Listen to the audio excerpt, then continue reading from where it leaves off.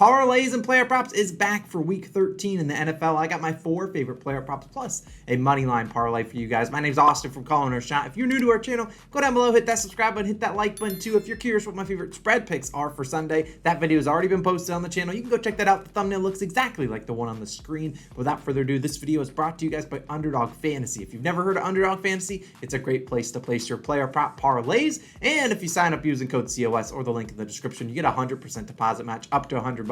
You deposit $20, you got $40. You deposit $50, you got $100. You deposit $100, you got $200. Take advantage, use code COS or the link in the description. I'm not going to waste any more of your time. Let's hop into my first player prop this weekend. It's going to be a running back for the Green Bay Packers, Etienne Jr. We're taking this over 54.5 rushing yards, minus 115 on DraftKings. I fully expect this line to close in around 58.5, and I'd probably play it up to 60.5. Now, Jones is coming off back-to-back bad performances, which is why I think his line is lowered a little bit, but this is a prime-time matchup for him. And you look at the last 2 weeks, he's had 40 and 43 rushing yards. So it's not like he's going out there and getting like 10, but he's at least gotten above 40, and he's had 12 carries in each of those games. So the volume's there. I expect him to do pretty well. And you look at Jones on the season, yet to go under in 3 straight games. This is a great matchup for the Bears, a team he already had 132 rushing yards earlier this season against the Bears, allowing 4.7 yards per carry, which is near the bottom of the NFL, I think 8th or 9th highest. And Etienne Jr.'s rushing attempts line set at 12.5. Now he's gone under both the last 2 weeks, but could he go over in this one? We got Aaron Rodgers with a banged up thumb. Do they really want to use Aaron Rodgers a ton in this matchup? I don't really know against the Bears team that really can't stop the run to save their lives. The Bears have faced 11 running backs this season with 10 or more rushing attempts, and 10 of the 11 had at least 50 or more rushing yards. 9 of them had at least hit this over. So I think we're going to see Etienne Jr have a pretty good game. He's averaging, I think, almost 5, maybe more than 5 yards per carry. Should get back to the usual volume of 12 to 15 rush attempts, and he already crushed them earlier this season. That was a game in which we saw A.J. Dillon handle 18 rushing attempts. I don't think Dillon handles 18 in this one. We could see a little bit more carries for Etienne Jr. He obviously has the chance to break off a large run and just hit this over basically in one carry itself, so don't mind his longest rush, but I'd rather take his over in rushing yards at 54.5. I think he has a pretty good game. We'll take his over 54.5 rushing yards. Etienne Jr, our first player prop of the week, and I really like running backs this weekend, so I'm going to go to another running back that I really do like this year, and his name's Christian McCaffrey, over 92.5 rushing plus receiving yards, minus 114 on FanDuel. Now, CMC is obviously one of the best running backs there is in the NFL, and while we haven't bet a lot of his props this year, he's still been pretty solid. Obviously, he's changed teams now in San Francisco, but if you had to pick a rushing or receiving yard line, if you don't have the both combo, I'd probably lean his receiving yards line just because I think he does get a lot of receiving yards regardless of game script. But if they're facing the Dolphins, if they do get trailing, we'll see CMC see even more receiving yard work. But I take rushing plus receiving because this is kind of a hedge on the outcome of the game. If you see the 49ers up big and they're running it in the fourth quarter, CMC's normally that guy. If they're down, obviously they're going to be throwing it, and CMC's also a guy that's capable of doing everything. And since arriving in San Francisco, he's played in 5 games, but the 5th one, I don't really want to count because that was a game he was traded, I think, on like a Saturday or maybe on a Friday, and then he hardly at any time in the room. But over the last 4 games when he's been fully in the playbook, he's at 149, 87, 106, and 49 rushing plus receiving yards, going over in 2 of 4, but obviously he's been going over then under. And last week, this San Francisco 49ers offense struggled, and I think they might bounce back here against the Dolphins, what projects to be a high-paced, fast, high-scoring game. And Elijah Mitchell, the backup running back, is out for this game. We've seen Mitchell kind of handle the workload on the ground. Over the last 3 weeks, he had 89, 59, and 35 rushing yards. They were giving him a lot of attempts, and a lot of the attempts did come in blowouts when they're like, we don't want to use CMC, get him injured. And while I don't expect CMC to just absorb all of Elijah Mitchell's work, the guys behind Elijah Mitchell and now CMC just aren't the guys that have a ton of experience in the NFL. Tevin Coleman is there too, but I just think CMC is going to absorb a couple more, a couple more snaps, a couple more maybe receptions, maybe a couple more carries. And that's awesome. The Dolphins haven't really faced a lot of elite rushers like this and guys that can catch the ball out of the backfield as well. They're kind of a middle of the pack defense in terms of rushing yards allowed. But after averaging just 2.9 yards per carry last week, I think this 49ers offense gets it going. I know Trent Williams might not play, and that could be a big loss, but CMC is obviously a guy that could go out there and get 100 rushing yards alone. He could go out there and get 100 receiving yards alone. He could do either of them. The Dolphins, not necessarily the best best team at running out the clock. I don't think they're a very good team at chewing the clock. They want to pass the ball, score points with Tua Tagovailoa, Jalen Waddle, Tyreek Hill. So I think we should see CMC in the 49ers with maybe a couple more possessions. CMC, I like him to have a big day. Also think he gets into the end zone. So I'll take his over, 92.5 rushing plus receiving yards. He can do it either way. I don't care how he gets it done.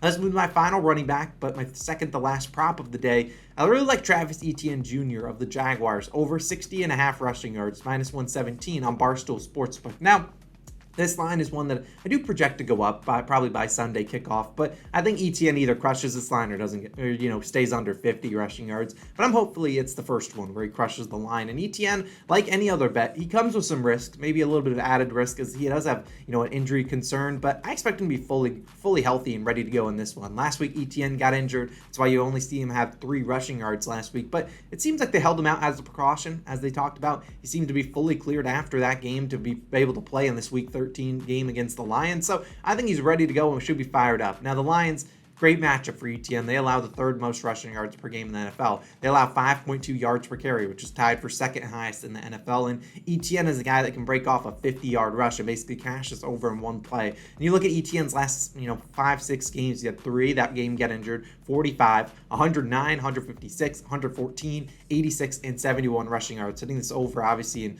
5 straight games prior to going under in the last 2. But Etienne has a good chance if you want to ladder a play. Etienne could easily get over 100 rushing yards. I also think he has a good chance getting into the end zone. This game is a pick'em. I don't really know if the Jaguars or Lions win, but I expect it to be a close game. I don't see either team blowing out the other. So we should see if the Jaguars, are down still only by 1 possession. They'll still run the ball with Etienne. And Etienne, you look at his rushing attempts line, set at 14.5. So they clearly expect him to get the ball a good amount. They don't expect the injury to play a role into it. And if he somehow is ruled out, which I doubt that happens, he should play. I still do think he obviously will get our money back. But Etienne, I really like him of the Jaguars, like his over in rushing yards. I think he has a pretty big game. Also, another guy I think does get into the end zone. I wouldn't mind, a little bit of an Aaron Jones, CMC, and a Travis Etienne Jr.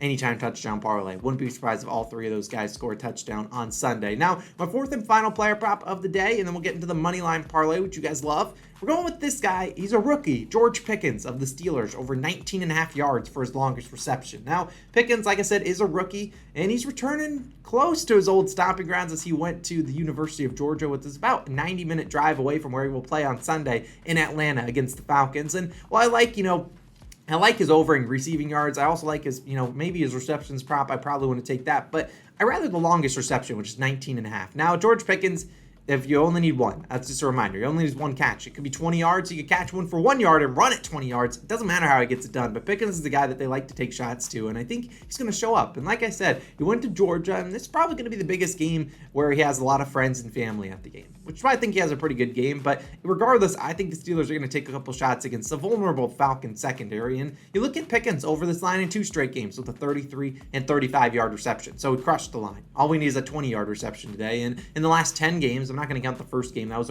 his rookie making his debut. Last 10 games, Pickens over this line in 7 of 10. He's had some very tough matchups where we saw him go under, like against the Eagles, when I don't think he had a single reception. But the Falcons secondary, while it has been better as of late, still not that great. And maybe they'll put more focus on stopping Deontay Johnson and maybe not George Pickens. Now, Pickens and the Falcons, the secondary, allowing 7.2 yards per attempt, the 7th highest in the league. They're giving up near the top of the league in terms of passing yards. So Pickens is a guy that can go out there and take the top off the defense. In the last 3 games without Claypool, we've seen Pickens have a lot of air yards, which doesn't necessarily translate to him hitting this over, but he's at 37, then 122, and then 89 air yards. So they're throwing it deep to him. He's 6'3", arguably 6'4", maybe with cleats on. He's super fast. The Steelers are going to take some shots, and this is a Falcon secondary that can get beat over the top. He also could take a 15-yard catch, run it a couple extra yards after the catch, cashes this over. His receptions line sitting at 3.5, and it's a little bit juiced on the over, so they expect him to get the ball. I think he can easily get us a 20-yard reception or longer. So give me George Pickens. It's over 19.5 yards for his longest reception. If you only have his receiving yards, I also think he hits that. Probably like 45.5 to 50.5. I think he gets that done. I think he's hit that in 2 straight games. Now, it's time.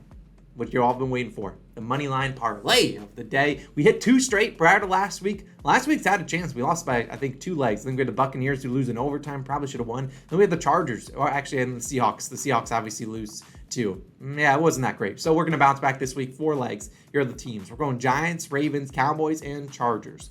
Now, the odds are only plus 548, but I like this, and I'll talk about the second and fourth leg. Look, if the Ravens lose to the Broncos, they might as well quit. The Broncos stink. And while the Ravens are at home, I think they can at least get it done. Might be a low-scoring game. Ravens coming off a loss to the Jaguars. I think they bounce back. And if the Cowboys lose to the Colts, which the Colts only play well as a home as a underdog, which they could, but I just don't see it happening. Also, it's Sunday Night Football, so if that's the last leg, which it would be, then you at least have a chance to hedge prior to the game, and you can put a little bit on Colts money line or cash out, or do whatever you want. So let's talk about the two underdog legs, which are the ones that are going to be a little bit more sketchy. And first, I'll start with the Chargers. Now, the Chargers are on the road, but they're underdogs to the Raiders, and I just don't think the Raiders should ever be minus 140 home favorites. I just don't. The Raiders looked good last week. They have Josh Jacobs going, and he looked great. But they've looked good one week, bad the next. Same could be said about the Chargers. Look good one week, bad the next. I just don't think the Chargers should be plus 116. This should be a pick 'em, but the line has moved way too far in favor of the Raiders. I like Justin Herbert more than I like Derek Carr, so I think Chargers can get it done. They had a big-time win last week against the Cardinals, coming back in